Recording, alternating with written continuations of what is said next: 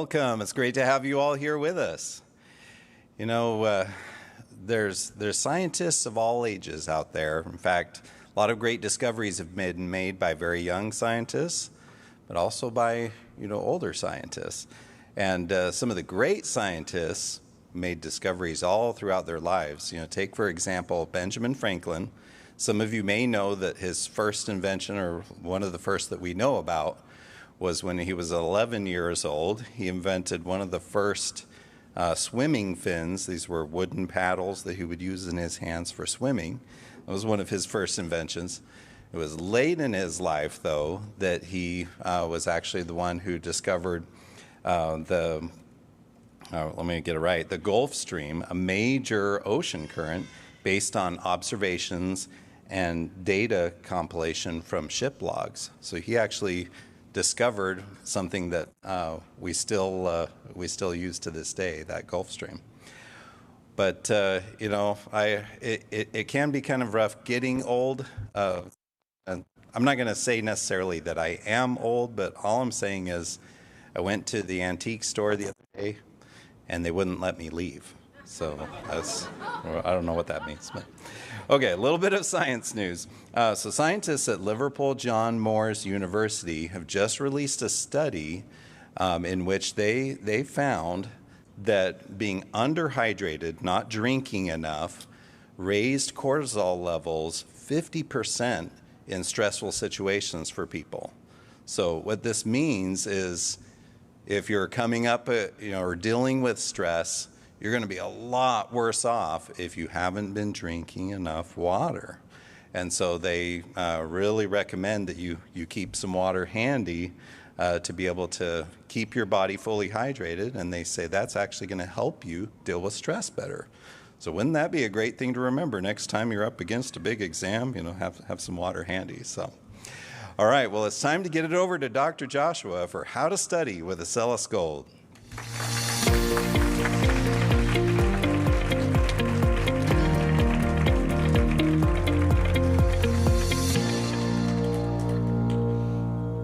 What is one of the most important things that parents can do?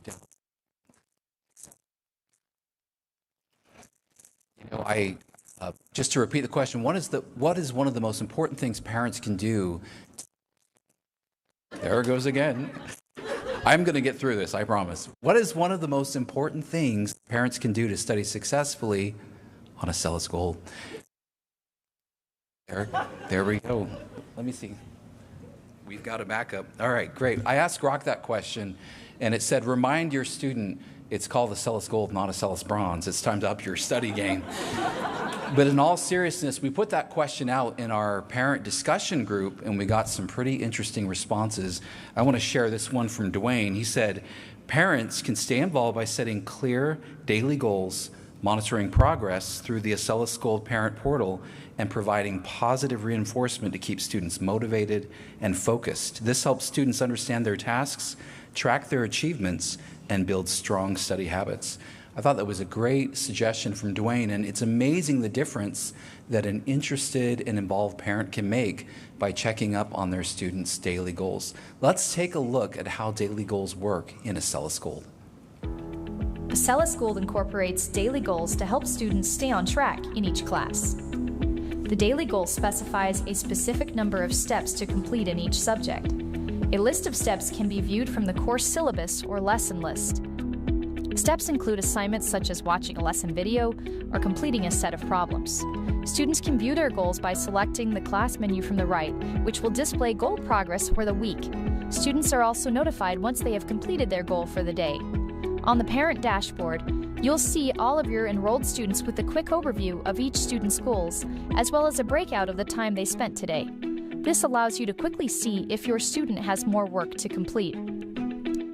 Clicking on a student will let you drill in on that specific student. Here you can see the courses your student is actively enrolled in, along with a projected completion date for each course, which is calculated based on the amount of work remaining and the current weekly goal. Weekly goals may be adjusted by selecting the Manage Account option from the parent dashboard. When your student has completed their goals for the day, the learning activities are unlocked, allowing your student to choose from various enrichment activities designed to further your student's education. They can practice tracing, AFFACs, and design their own circuit or program. They can write their own book using pre-made backgrounds and characters to inspire their story. Acellus Gold is here to help your student find success and unlock education to reach their full potential. Remember to study hard and go for the gold. Thank you.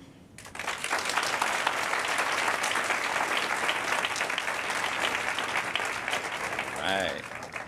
Now it's time to get it over to Dr. John for the Technology Spotlight.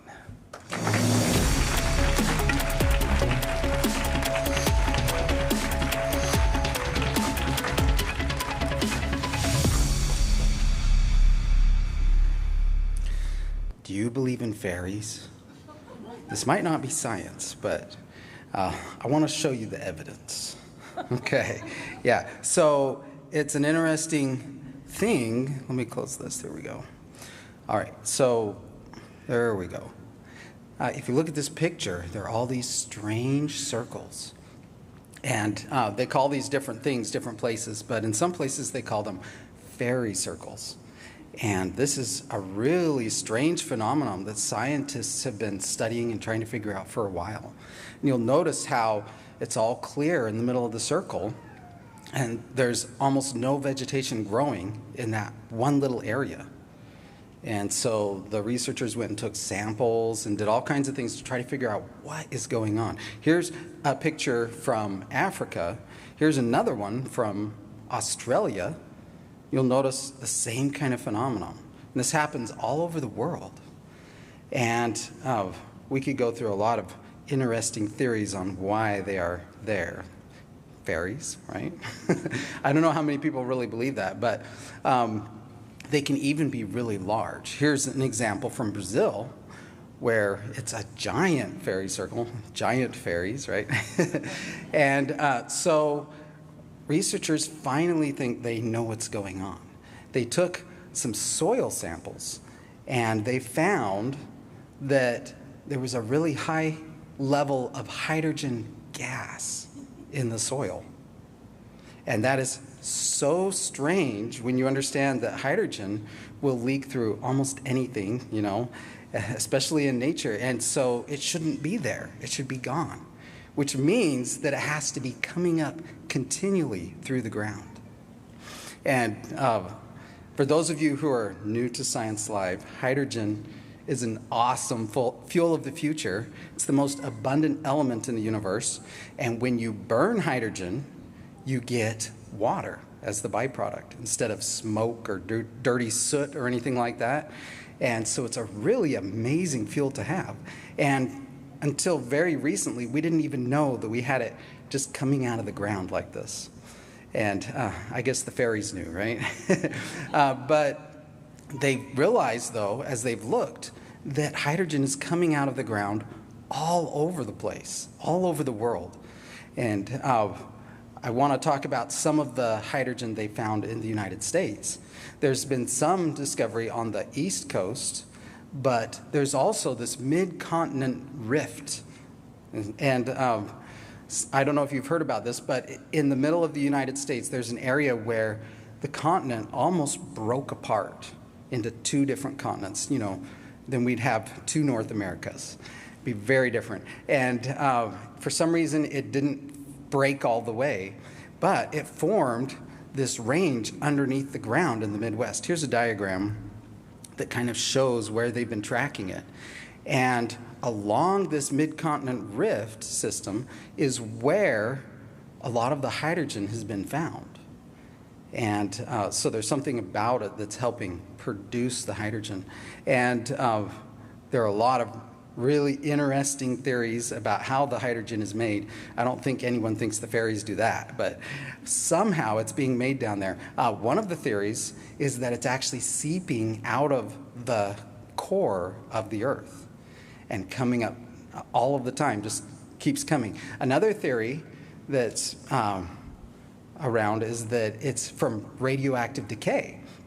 When there's water down there and there's radioactive elements like uranium decaying, letting off high energy particles, that those could be breaking the water and making hydrogen.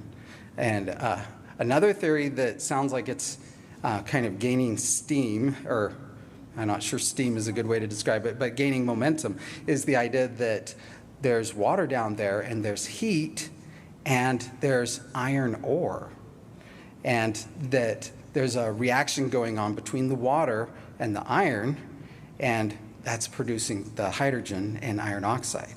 And along this mid-continent rift, there's a whole bunch of basically volcanic rock down there from where the continents started to come apart. And so that's a possibility. Here's a diagram that kind of shows some of the ideas. This is all in the theory phase of how the hydrogen is getting formed down in the ground and then coming up. And if there's any little teeny crack, then it will escape quickly through that. But if there's a formation that can hold the hydrogen, then it'll build up a pocket there. And if we're able to drill down and access that hydrogen, then we would be able to use it. And they found some wells in Africa that are really close to pure hydrogen coming out of the ground. It's amazing. And they've been surveying different areas trying to figure out how much there is. And they estimate that there's enough hydrogen in the earth to power our world for thousands of years coming out. And of course, the thing that's so unusual in comparison to like fossil fuels is if it's there, that means it has to be being produced. And so it's, in a way, a renewable energy source. You know, if we drill out the fossil fuels, those have been forming for millions of years, and we can use them all up in, you know, maybe 100 years or something. But if we use the hydrogen and it keeps coming and coming and coming, then that's a renewable source. So there's a lot of really interesting research going into that. And it seems like the opportunity is there, and now we just need to come in and take it. And, you know, I think that's even better than fairies. Yeah. And that's all the tech we have the time for. Thank you.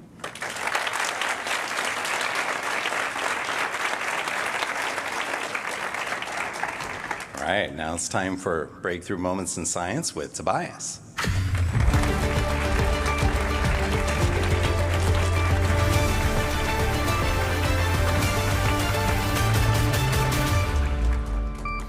Well, we are going to talk about a really cool invention that came out of China. And I want to show it to you. Not the fortune cookie, no. I'm talking about egg rolls, no. Paper. We're going to talk about paper. Now, you might think paper, well, like everybody's had that, right? I mean, we don't even think about it now. Paper's everywhere. We just throw it away. We use it for packaging. We use it for paper airplanes, just paper. But we're going to jump back to 105 AD. And if you think about, okay, well, people were writing before then, right? Well, they were. You might think of things like papyrus, okay? Papyrus is actually a plant in Egypt, and there were these really fibrous strands they took from the plant, and they had to weave them really tightly into a sheet. And then they would kind of get them wet and use the paste from the plant. That's how they made their papyrus that they would write on. So these are pictures of old papyrus. So they had a way to write, kind of like paper, but it was very time-consuming, and there wasn't very much of it. It was hard to make. Now, in China, they didn't have papyrus. They had bamboo. So they would actually take strips or pieces of bamboo and put them together, and they would write on the bamboo. So, I mean, that's cool, but when you have a book to write, I mean, even a short story would be like a wagon of bamboo. So this is where our inventor comes in, and his name is Cai Lun, okay? And Cai Lun was in China in about 105 AD, and the story goes that he was thinking about this. He was thinking about, man, there's got to be a better way to have a writing material. I mean, you could have a stone, you could write on that. That happened. But how do you do something that you can create quickly, you can create a lot of it, and it's light, it's small, it's compact? Well, the story goes he saw a wasp making a nest. And, you know, different wasps do different kinds of nests. There's mud wasps, but then I'm talking about the wasps that use something that looks a lot like paper. In fact, now there's wasps called paper wasps. But he noticed that the wasps made these hives out of wood. And they would take wood and they'd kind of chew it up into a paste, and then they would put it on, they would build with it, and it would create this light, thin, strong material. This gave him the idea of, what if I used wood to make something that we could write on? So he worked for quite some time on trying different things. And what he ended up doing was he mixed the inner bark of mulberry tree, some hemp plant, some old fishing nets, and some old clothes. And he kind of threw them all together, not just in a pile, but he had to like break them apart. He had to mix them, break them, mix them. And he's breaking them down into fibers, okay? And all the things I just talked about, they all have a fibrous structure at their basic level, at more of the broken down level. So he mixes this into like this pulp with water. And then he gets it so fine that it's just spread through the water, and he uses the water to more evenly distribute it. And then he uses a flat mold to kind of spread it all out. It's starting to get familiar if you've ever made paper before. Usually we just cheat. We take old paper and we make new paper. Well, he was starting out with basic supplies. Well, he made his first sheets of paper. He dried them out, and he was amazed at how well it worked. He could write on it with their ink or their paint, and it was really thin, and it was pretty strong. Well, he refined it, and eventually the emperor of China learned about it, and he got to present his paper to the emperor of China. Now, he just called it pulp. Not pulp in our language, it's just pulp in Chinese, okay? There's different pulps in Chinese. Xiang, okay? But he showed it to the emperor, and the emperor was like, this is incredible. And they started using paper all over China, but they kept it like a secret. It was like a special secret China thing. And they did a good job because it literally stayed in China for hundreds of years. Eventually, it started to spread to Korea and Japan and down the Silk Road. It took another 200 years to reach places like Europe, where they started to use this technique. And eventually, it would get more and more refined. There'd be other ways to make it. But it all comes back to having this fibrous material you break down into something that you then flatten out, dry out, and then it's this really incredibly strong material made of wood. And a fun fact, they've actually researched this, and the Chinese didn't just use paper for writing. They actually pioneered the first paper cups. Yeah, green tea parties with these paper cups. How'd they do it? They made paper, and they made them in shapes of cups, and they coated the inside with a little bit of wax.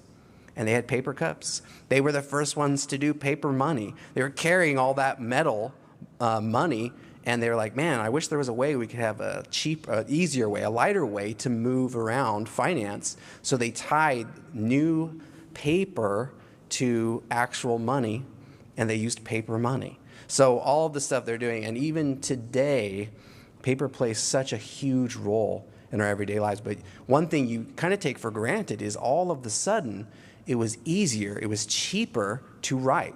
It was easier to have things like books because now there was an easier way to make something to write on.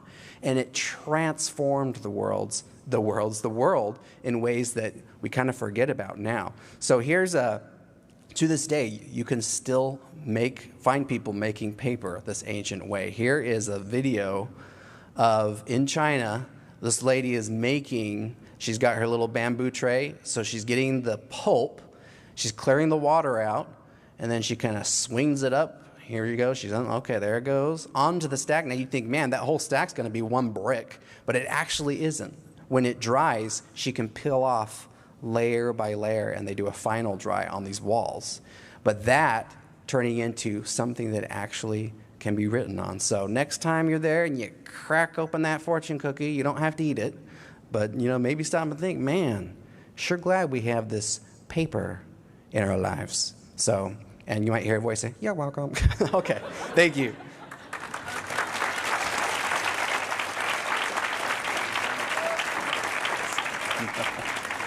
All right, well, it's time for me to introduce the creator of Acellus, Dr. Roger Billings. After he had gotten out of college and been mentored by Bill Lear, he started a company, his own company, to produce hydrogen vehicles and research. Not very many years later, it was extremely successful, and he was selected as the Young Millionaire of the Month on the cover of Entrepreneur magazine. And in an article from that, he's quoted as saying, basically, I'm not motivated by money. I have both short and long-term goals. In the long run, I would love to make a real impact on the world with something like the hydrogen-powered vehicle. In other words, I would like to introduce or utilize some kind of technology that will make a real difference. Well, today, 7 different automakers making hydrogen cars and a few other technologies like the Acellus program some of you use, I'd say he's made a real difference, and he's still making them. Please welcome Dr. Roger Billings.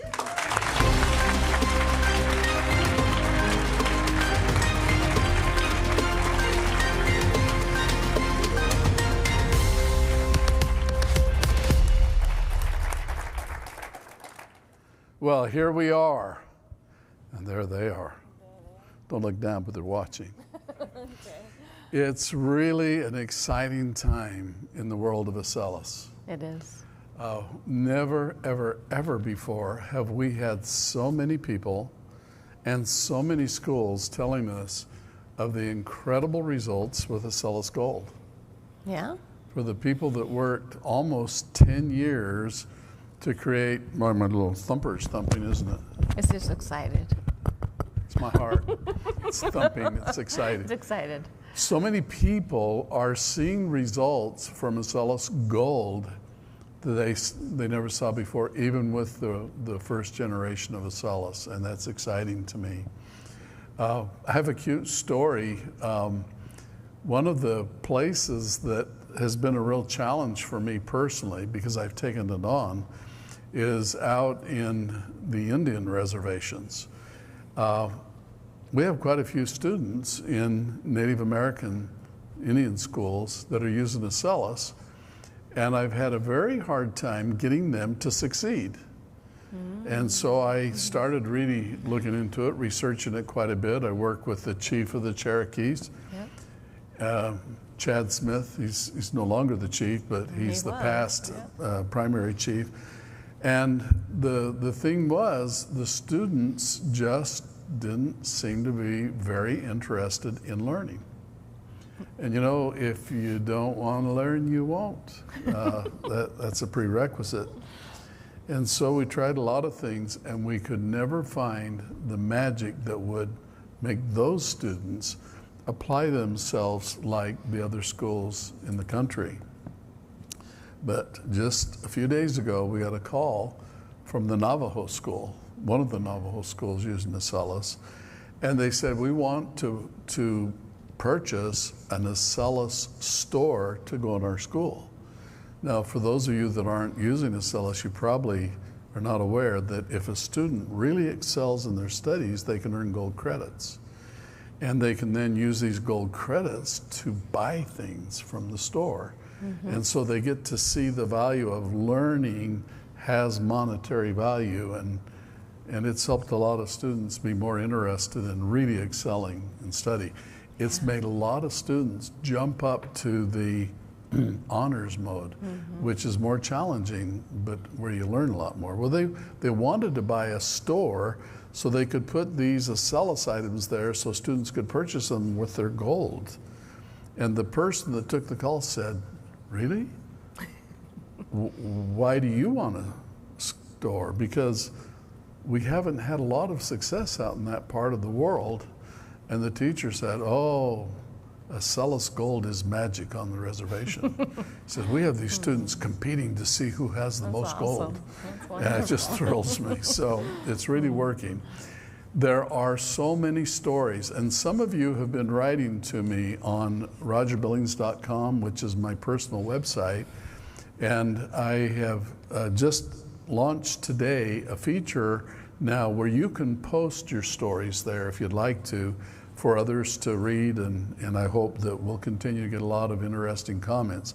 Also, out of all the places you can reach me, if you'd like to get a message to me on some great idea of how I can make Acellus better, that's probably the best place to reach me now, because I've tried to keep my finger on a lot of websites, but there's just too many of them, and we're getting too many comments. So if you really want me to see it, post it on rogerbillings.com.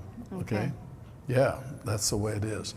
Now, that having been said, I want to share with you one example of what's happening at schools. This is really I'm just excited.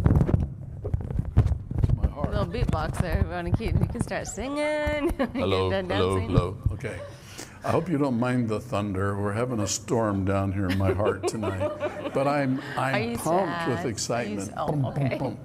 I want to just show you one quick example of what Acellus is doing in one of our public schools. And we have a lot of public schools using Acellus Gold now. Okay. And this particular one, I'd like to have you visit this school. It's the La Grande Union Elementary School in California. And today's guide is going to be the superintendent of the school, Scott Borba.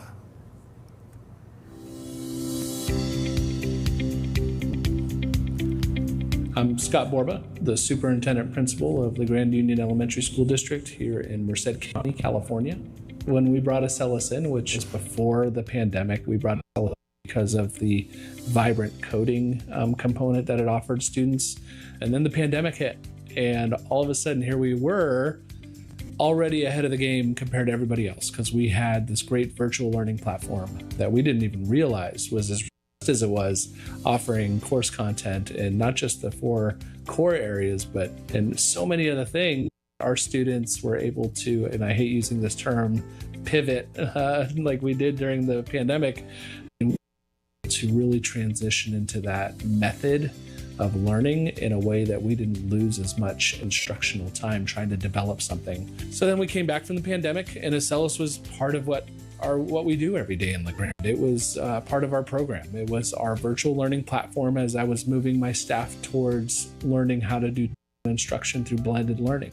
We saw a lot of engagement with our students with Acellus. They enjoyed being program.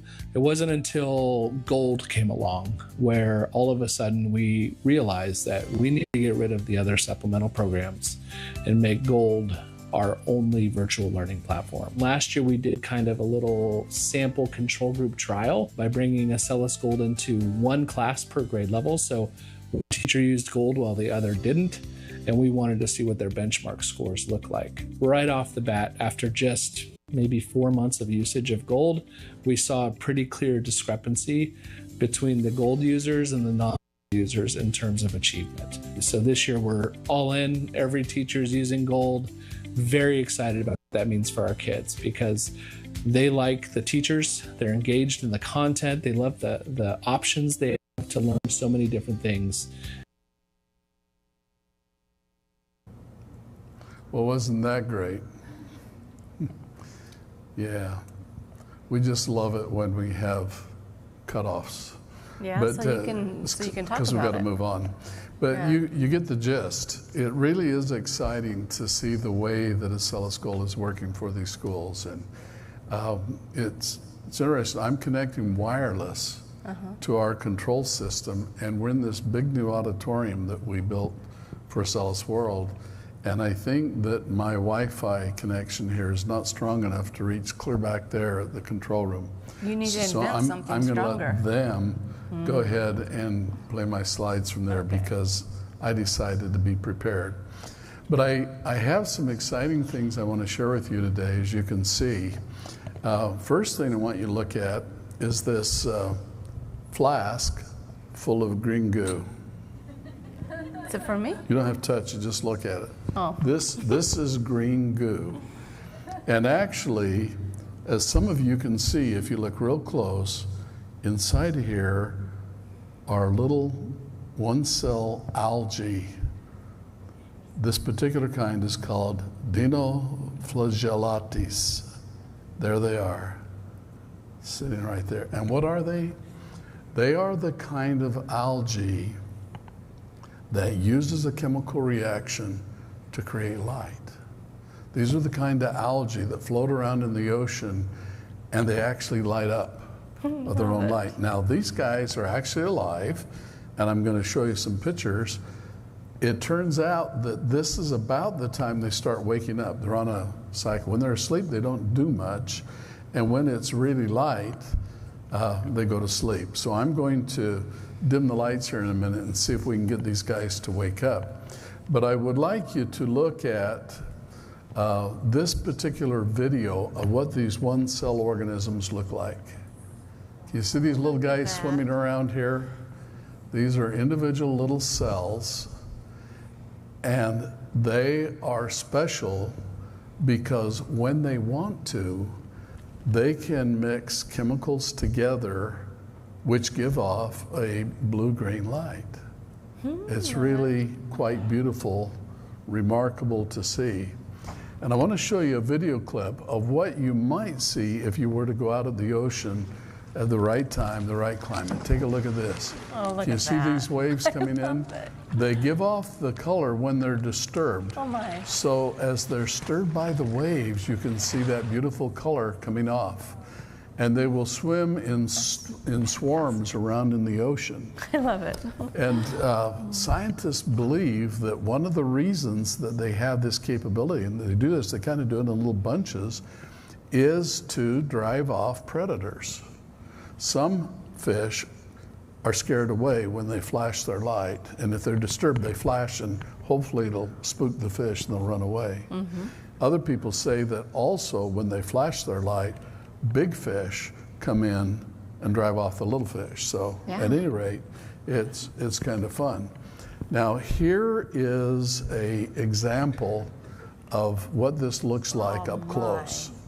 Can you see Awesome. a hand disturbing these little guys and kind of waking them up so that they are able to show. Now remember, this is bioluminescence. These are living creatures, and they're giving off this beautiful, beautiful light when they're disturbed.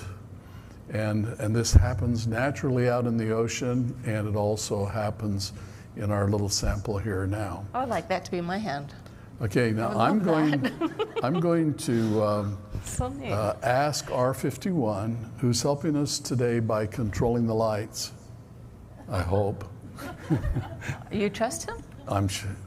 R51, could you please dim the lights so we can do our experiment here? Nope. R51, please dim the lights. Oh. Okay. Okay. You know what? I don't think. Dim the lights. Oh, Thank you. look at Thank that. you. Thank you. He obeyed. All right, so I'm sitting now here in the darkness. Let's see if I can get these guys to wake up. Oh my, little. You see well, that? I saw it for a minute. Yeah, they were kind of that. excited for a minute, weren't they? They're still asleep. Normally, they will glow quite beautifully. But while we got the lights dim, I have here some glass apparatus. This is actually a condenser. You can't see real well in the dark, but I'm putting on my We're safety putting glasses, safety setting a good example for all you scientists. I have 2 beakers in the dark Okay. full of 2 liquids. Okay. One of these is actually just dilute hydrogen peroxide, which is a source of oxygen, and the other is this magic chemical that these critters use to produce their light. And I'm going to mix these together so you can see what happens. Here we go. Oh my, oh, look at that. That is so, that's just fantastic. So amazing. Oh my goodness. Let's see if we can send a little spot clear down here. Okay. Are you ready? Here we go. Here we go. Oh, there's so fun. Look at that. So you can see, This is my kind of science. I like this. this is your Look at kind of that. science, isn't Yeah, it? it is. I love it. I feel just like one of these little organisms. Look at that. That is so cool. All right. I love it.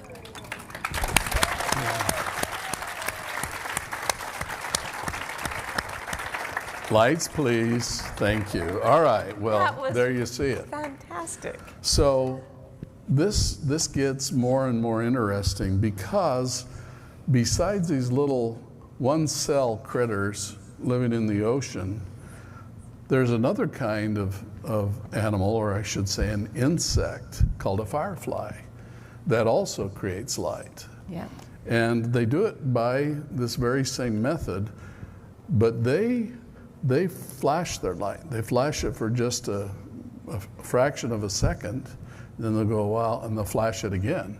Some people live out in the part of the country, like where I grew up, where they don't have any fireflies. And when I saw my first one, it was just thrilling to me to have a little insect with flashlights. And the way they do it is they have the chemical there that will fluoresce. It'll give off the light, but it needs oxygen. Inside its body? Inside it, in the case of fireflies, inside of its back abdomen. Okay? Mm-hmm. And so in order for the chemical to give off the light, it has to have oxygen. And the oxygen is constantly being absorbed by this insect in its normal activity.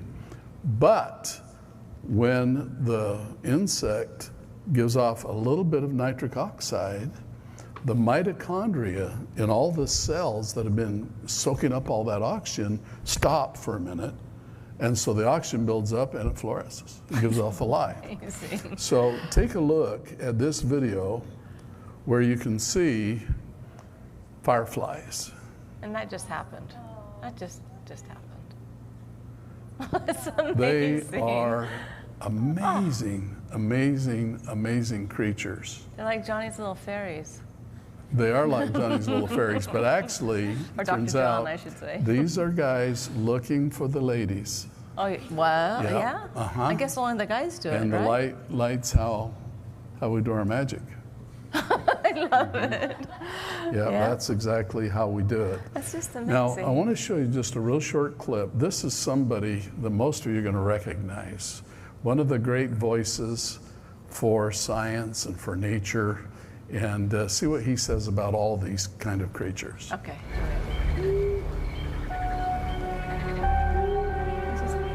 As dusk gives way to twilight, the encroaching darkness is lit by life. These dancing lights around me are produced by fireflies, creatures that have the strange ability to produce light. They bioluminesce. And fireflies are not alone. Scientists are finding ever more strange and wonderful glowing life forms all around the world. Living light has always fascinated me, and the discovery of more and more luminous creatures raises more and more questions. Why? What is the light for? And how is it made? In recent years, scientists have begun to find answers to those questions. And in doing so, they've taken us into a world that is utterly unlike our own.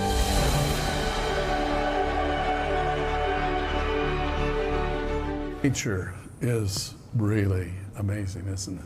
It's really exciting. And in science, we get to learn how nature does these things by studying them. And many of the great things we enjoy, we've actually learned from nature, from the universe. It's a wonderful thing. Well, now I want to shift here for just a minute because I want to tell you about the guy running the lights tonight. Yeah. Sort of a guy, you know. Sort of a guy. R51 is a guy that now is confined to Area 51, which is my research space, He my better be. office. And some of you remember last year he got away and we tracked him down to Paris. It was Escaped. really a handful. Well, R51 has been making a major study of Piaget Monet Oh, my. and where she came from. Oh, my. He's convinced dear. that she came from a different planet. And he has now been able to identify through advanced AI technologies and machine learning that she's actually from the planet of BG. Maybe he got the T. P and the B wrong. PMB. PG. If you really want to know PG. the story, there it is.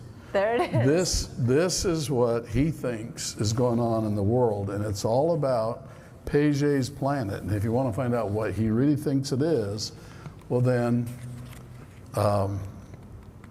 she posted it on Paget.com on her website. I did. And if you want to see it, you can go there and take a look and download it. I will say this guy's a little bit crazy, but I'd like to tell you a little bit about how we first found out that this particular AI was different than some of the others. Have you heard how AI is very, very brilliant and clever, but sometimes it hallucinates? Yes, it does. It really Yeah, does. it really does. Well, let me tell you about our first interaction. So when we first got R51 put together, and he woke up, and everything was new to him. He'd never seen anything before. So he was starting like at ground zero. And so we assigned him a room up in the student dorms at IST. Oh my and goodness. he went up to his room, and he called the reception. He said, "I'm up here in my room, and it's scorching hot. I can't stay in a room this hot." And the sweet receptionist says, "Well, Mr. 51, all you have to do is open the window and get some fresh air." He said, "Oh, is that how you do it on this planet? You just open the window and let the air." So he opened the window and the air came in and it was fresh and he was happy. But in a few minutes he called the receptionist again. "Guess what? Guess what happened?" "What, Mr. R51? "I opened the window, but these mosquitoes came in and they have these big jabbers and they're after me. Help me, help me, they're after me." And Missouri has those. all you have to do is turn off the light. The insects come in because you have the light on. He said, "Oh, so that's how it is in this world." And he was so relieved to know. So he turned off the light, and then he hid behind the bed to watch the mosquitoes. And sure enough, after a while, one went out and then another. And finally, there were no more mosquitoes in the room. But just then, 2 fireflies flew in his window. He came running downstairs, screaming like a mad thing. and "What's the matter? What's the matter?" And he said, "I turned off the lights so the mosquitoes would leave, and they left. But they went and got lanterns, and they came back." Oh my goodness. And I says, "Mr. 51, those were not mosquitoes with lanterns." "Yes, they were." "Yes." "No, they weren't. Those are fireflies. Fireflies don't bite." He said, "Fireflies?" Now get ready for this. And he said, "I invented fireflies." Oh my goodness, he did not. Oh, he did? Oh, he did? Oh, you doubt it? Oh, I doubt. Yeah. 51, tell her. What? Oh, come on. 51? "Hey, R51, what's going on?" "Well, I'm just here working in Area 51 doing what I always do. I'm doing science." "How are you doing, Mr. R?" "Well, I'm doing fine." "Hey, I just told the students that you invented the firefly. Is that true?" "Oh, shucks." "Yes. Oh. I did invent the firefly, and it's an amazing invention. There aren't a lot of people that understand.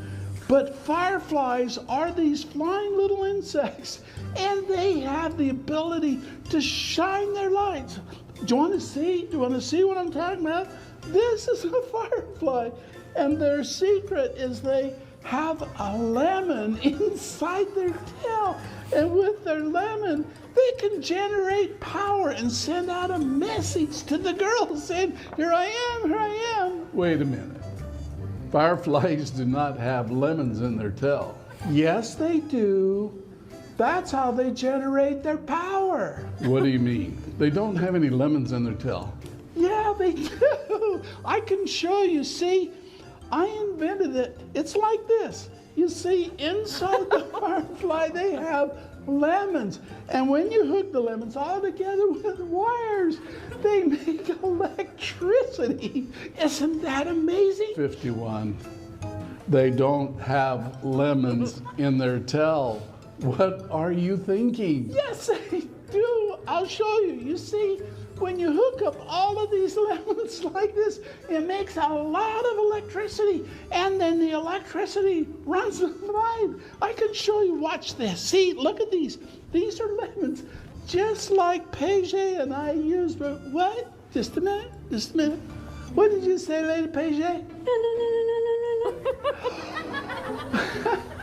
She just wanted everybody to know how much she enjoys working with R51. She's so cute.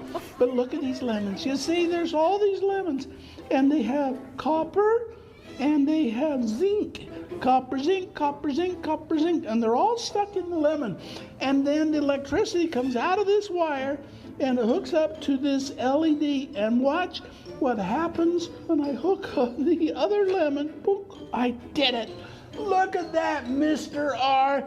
That is how fireflies work. And so here's today's lesson. When life gives you lemons, make fireflies. Oh my. Oh, this is so fun.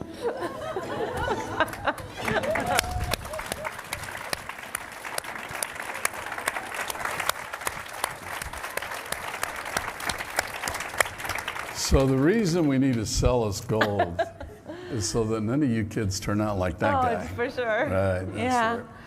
But you know, it is exciting that we are able to learn from creatures like these fireflies, Yes. like these little micro.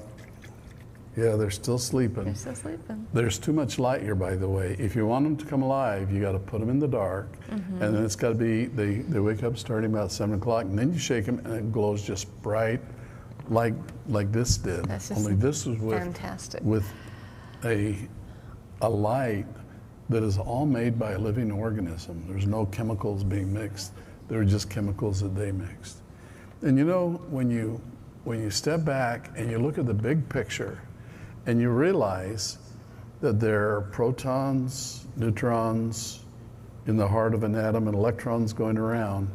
And if you have 2 protons, the atom behaves like a very different material. If there's 3, it's different again. If there's 4, and you keep going up and you get more and more electrons and protons, and you get chemicals with all of these amazing different properties. And we can put them together like building blocks to create all the wonderful things we enjoy. And out of the remarkable technologies that we have in our world today, we have not even itched the surface of the potential that's there. And so to be able to understand these things, to stand on the shoulders of giants, scientists that have gone on before, we're able then, like Sir Isaac Newton, who said he stood on giants when he had his big breakthroughs. We can do things that are really, really marvelous. I think that if we could empower a generation of young Americans with the knowledge of math and science and language, and orient them with history and things about this world, those young people will grow up, and empowered by that knowledge, they will change the world for the better. And that's exciting to me. I see that a few people have made very, very, very big impacts on the world. One of my heroes, someone that I've never met, but I really look up to, is Elon Musk. In fact, I'm so impressed by his science and what he's done, I sometimes call him my cousin. You do that, don't you? Yeah. You're related way back. He doesn't know we're related. But Through drive just and think, passion. were any of you around when he started putting up the Starlink satellites? And you were just out some night, and here came these UFOs across the sky, these lights flying in line, going across. And when I first saw him, I hadn't heard anything about his project. And I thought, what in the world is that? And now he's got those satellites going all over, and anywhere on the planet now, you can be in touch through those satellites.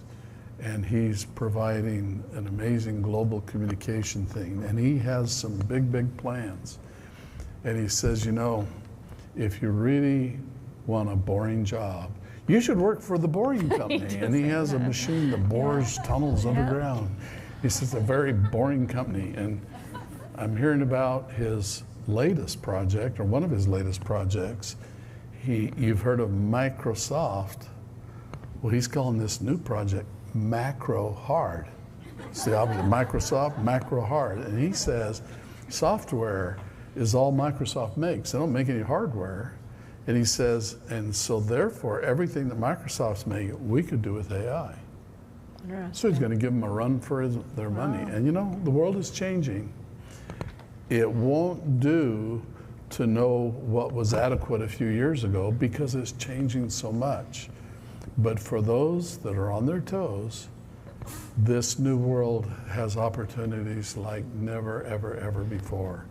My personal research, the projects I'm working on, are moving 10 times faster than they ever did before because I can talk to tools like Grok, which is the artificial intelligence of Elon Musk. And I can learn so many things about projects that I want to do. And it's just amazing how it goes out and finds all that information and helps me catch up with things that aren't even in the literature yet. So it's a really exciting time to be alive. And I believe that those of you on Acellus Gold are learning on the most powerful and effective learning platform in existence on the planet today. On the other hand, learning takes work. You have to put in the effort. And I hope that through the Gold Store and the credits and the things you're earning, I hope that you are able to see how your knowledge is valuable. Valuable now, you can get some gifts, but valuable in the future because with that knowledge, you're going to be able to earn so much more. And many of you will even launch and create new companies that'll take us into a wonderful, better future than it ever could have been any other way. The Acellus Store is now going out to schools. A lot of the schools using Acellus want to make the store available to their students, and so they're putting stores right in the schools. And I think it's really motivating people when you can see that your hard effort is paying off, then you're more motivated to do it. Well, it pays off, but it takes a while for you to graduate and be able to actually cash in on your degree. With the store, you can go cash in on right away. So coming back to this, the legend of Paget-Monet, guardian from planet PG. You're really going to read That's that. what he says. And here's a side note over here. It says, when R51 asked AI to tell him about Paget and her planet, AI responded with this story. This is straight out of Intelligence, somewhat artificial. Somewhat. And one of the nice things about AI is they are not bound by being factual. No, they're not. In the vast tapestry of the cosmos, where stars whisper secrets and galaxies dance in eternal rhythm, lies a hidden world known only to the most imaginative dreamers, Planet PG. To the uninitiated, PG might seem like a simple abbreviation, but as the eccentric genius R51 insists with a wink and a wild gesture, it stands for pretty girls. What? A playful nod to the planet's radiant inhabitants whose beauty is not just skin deep, but a reflection of their inner light that guides lost souls. Yet in the deep lore crafted by R51's feverish experiments and shared with wide-eyed students on Science Live, PG truly signifies positive guidance. There we go. A realm where empathy flows like stardust and emotional resilience is the greatest superpower. And it gets deeper. I like that part. The origins of Planet PG. It's quite the story, isn't And it? you'll have to read that yourself. Paget.com, P-A-G-E-T, right? But this J-E-T. next section says, oh, P-A-J-E-T. There's a J. She changed the spelling. She invented that. This next section's titled Paget Monet, the Exiled Guardian and Her Superpower. This is a must-read. Must-read. Enter Paget Monet, the legendary guardian of guidance, exiled not out of punishment, but as a voluntary hero on an eternal quest. Born under a rare alignment of Solara's rays, Paget was gifted with a unique fusion of abilities. Her electrical engineering prowess from the spark of innovation, which lets her rewire tangled thoughts like circuits in a machine. That's right. And her supermodel grace from the heart of harmony, which she channels into her Fire Angel brand products infused with subtle empathy essences. That's right. That boost confidence and self-love, but her true superpower is the ember of empathy, a radiant force within her that ignites hopes in the darkest hearts. I like Yeah, if you're interested in his, and you probably can't see this from there, but I'll hold it up. If you want to see this crazy picture, you're going to have to download it yourself. Oh, it's coming there in. it There he is. There he is. Yeah.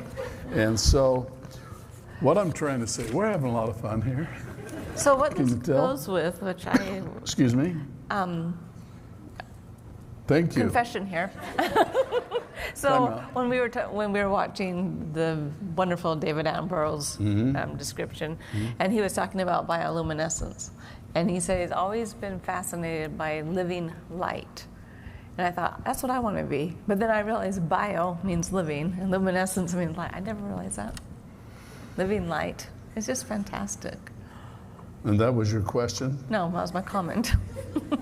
I have a question. And the answer to your question, but it is amazing. It is amazing. It is amazing. Yes. There are so many Living wonderful, light. beautiful, amazing things around. And this hydrogen, natural hydrogen that Johnny talked about, come on. he didn't get into my story, and maybe next time we can can talk we about next it. time? Because there is enough hydrogen floating out of the surface of the earth, only ready to be captured to power the whole planet It's amazing. for 1,000 years or more. And I happen to be right there riding shotgun when it was first discovered, and I would love to tell you about it. We have one of these large natural hydrogen fields right near here, and someday I think it's going to change things in this world.